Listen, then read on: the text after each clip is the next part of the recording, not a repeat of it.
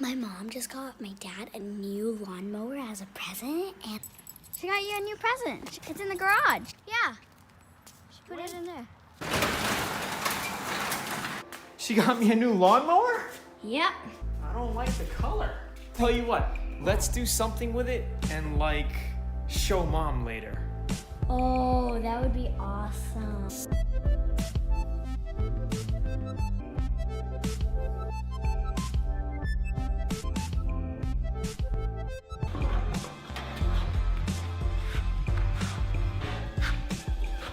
All right, we're gonna be painting this plastic shroud the same color. All we're gonna be doing is scuffing it with 400 and then applying base right on top of it. Something like this, you don't have to prime because it's in really good condition, right? If you had peeling clear coat or metal showing or dents and you had to do body work, then you'd have to prime some areas and the surface. So you could see here my body filler has a glaze on top of it. I'm using the Advantage, it's a gallon, pretty good deal.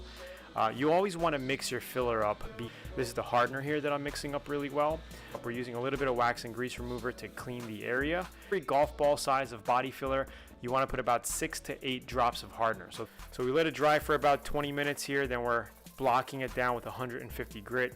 Okay, you don't have to do this. You could just finish DA sanding, dry sanding with 400 if you want to, but I just feel like you always get a cleaner cut, a better finish when wet sanding. This is a very good 1K primer, good for touch-ups, good for going over plastic like this, and I had exceptional results when painting base coat, clear coat over it. All right, the one thing that you don't want to do is wash it with wax and grease remover after you sand it. So we took it down with 150 and then we smoothened it out with like a 320 and then we put this primer on it.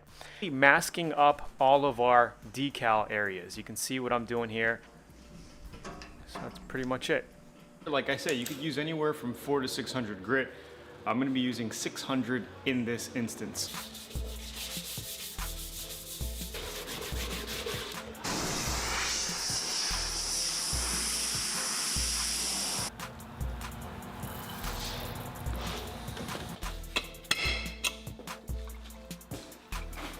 We'll put on our filter and you're pretty much ready for paint. And this will last a complete full base coat, clear coat paint job with base or a few different little mini projects like this. We got our quick cup system here that we're using, okay? Ready to roll. We're using our Atom X16 mini spray gun here. Beautiful gun, works really, really nice.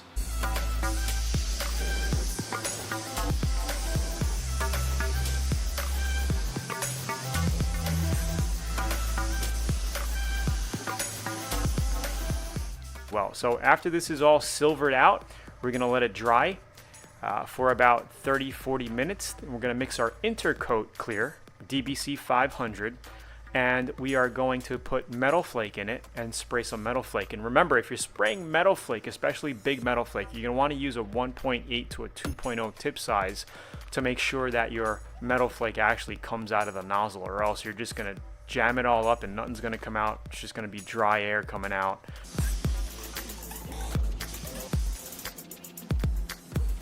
Honestly, I never liked them until I really started to use them. That you mix with reducer 1-to-1, same exact as base coat, okay? Just a clear base coat, where we can mix in our silver flake.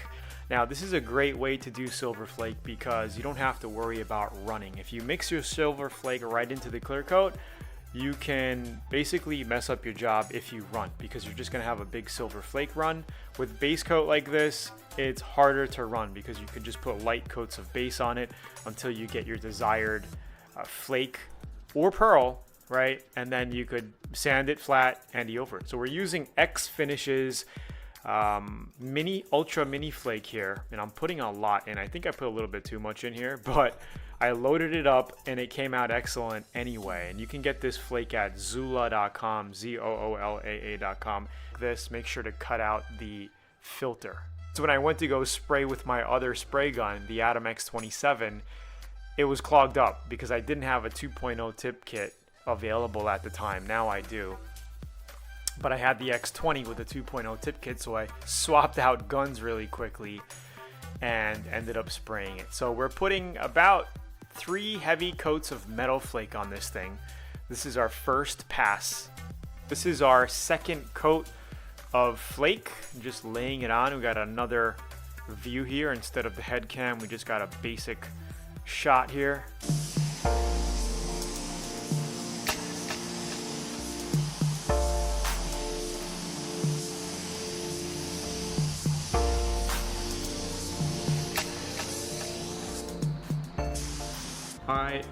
It was very, very rough, so I started sanding it down with 800 grit, and you got to be careful when sanding at this stage because you don't want to cut through, and you also want to let it dry really, really good before you start playing with it and touching it, okay? Now, as you know, I'm using a product here. It's called Fine Line Tape. You can get it off eBay. I buy the rolls off of eBay. It's a Pro Stripe product. I believe this is Pro Stripe. I've been using it so much. It's just called Fine Line Tape, and it's a very fine edge. It's a very clean cut edge masking tape. It's perfect for graphics. This is a 1/8. So remember, candy red is going to be going on top of all of this, right, when we're done. But we're just masking for the black base coat. All right, so I'm using a Omni base coat that I had laying around in my cabinet here, just mixing it 1:1. Right here we got the Atom Mini X16 with a 1.0 tip size. We're going to narrow it down into a streamline point. You'll see me spray my garage door as a tester here. All right, and then we're going to go ahead and basically play around and do our graphic.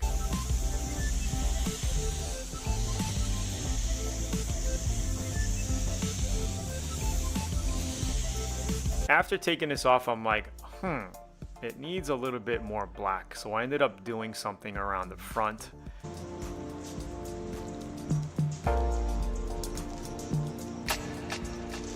Said, let's go ahead and play around a little bit more. So I just started spraying here some more black on the bottom and toward the front here to kind of tighten the whole thing up because it kind of looked incomplete to me.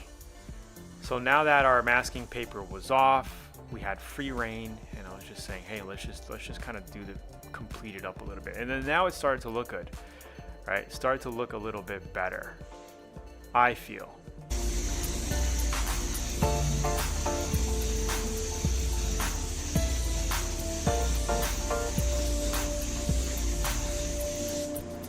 Now is the fun part. We're going to be laying about 3 coats of candy on here. We have a quart of brandy wine candy. The mixture is 2-1-1. Let me double check. I'm making sure I'm telling you the correct information here. Yes. 2 parts Cosmic Color Urethane Candy, 1 part RU Reducer, 1 part KU Catalyst, KU150 or KU151. Now again, when spraying candy, you want to go with a 75% overlay between your passes. And every coat that you give it is going to make it darker and darker. Okay, so it's up to you. The plastic adapter is a brand new product.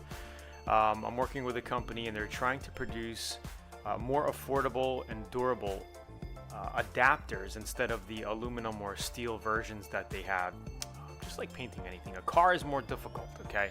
Little pieces like this, no problem, because it's so tiny, you're really not going to have a big color difference. It's easy to cross coat if you have to get it even looking, you know what I mean? If you're doing a side of a car, side of a 57 Chevy or something, you got to be really experienced because that's when you can see a big color difference. And I'll be showing you that in the classic car series. I'm pretty much going to be doing the 67 Chevelle project in some sort of candy color. So you'll be seeing that in future videos, most likely within the next year. Okay, so here is our front piece here. So I'll keep you posted on that in the VIP area. If you're watching this, you're in VIP anyway. So hope you enjoyed. Alrighty, so mixing up some clear coat here. Like I said, we're using the House of Color system. Tighten it up, we're using our 1.3 tip on this Atom X27 spray gun. I mean, I should have, like I said, I should have sanded our bottom base coat a little bit better than I did, get a little bit smoother with our 800 grit, but I was kind of rushing the job and I wanted to get it done, so I just banged it out. You're gonna see how we fix all of that by color sanding it after the clear coat and then flow coating it. You'll see the big difference. So here is our second heavy coat of clear coat. Okay, and after this, the job is done. Our second heavy coat of clear coat. And then we let that dry. I think I let it dry for about 3-4 days or so. And then we ended up just flow coating this top piece here, the front of the mower. The rest of the project came out good. The bicycle came out really nice. The scooter frame, the bottom portion of the tractor came out really nice, and the valve cover came out really nice because there was no flake in it, so there was no real texture. So it came out really smooth. This piece, I just wanted to do extra for you and flow coat it so you can see the process.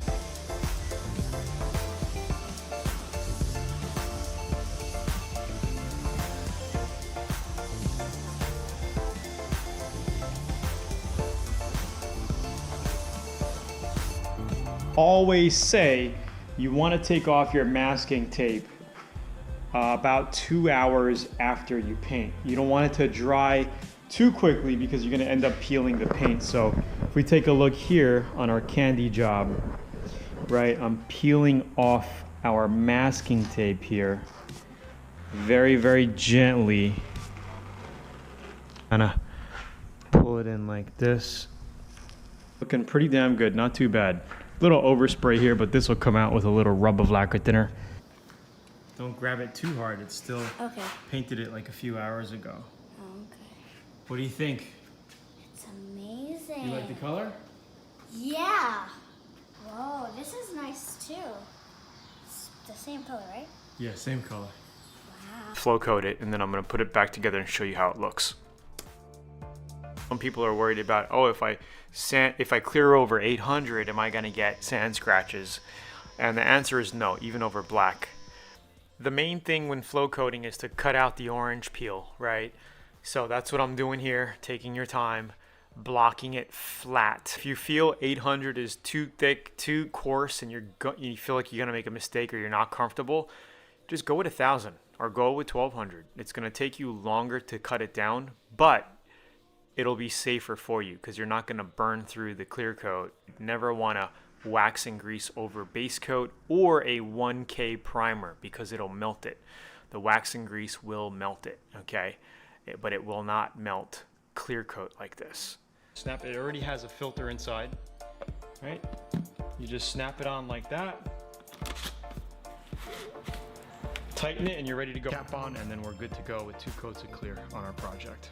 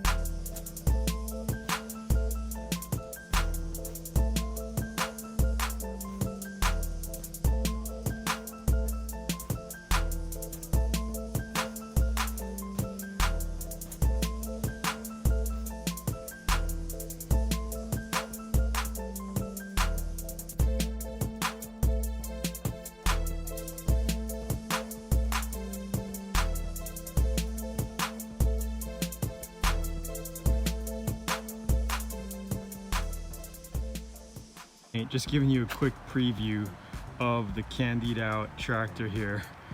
Check it out. It looks stupid. It looks stupid sick.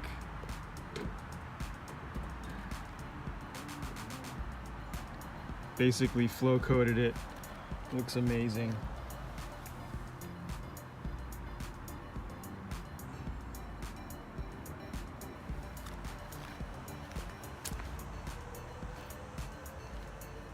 The color is just unreal. So that is pretty much it, my friends. I hope you enjoyed the video. I hope you learned the process, if you want to get this in step-by-step detail, go ahead and check out LearnAutoBodyAndPaint.com right now. All you got to do is click the link below this video if you're on YouTube, or the top right of the video. You'll be able to get a free auto body and paint booklet as well as free training. So check it out. We have tons of more step-by-step content and VIP. You're gonna love it. There's thousands of VIP members across the world who are learning from these trainings in step-by-step detail. This is just the tip of the iceberg. Anyway, it's Tony here. Thank you for watching the video. I hope you like it. More to come. Subscribe to the channel, like it, share it, comment below. Let me know what you think, and I'll talk to you soon. Bye.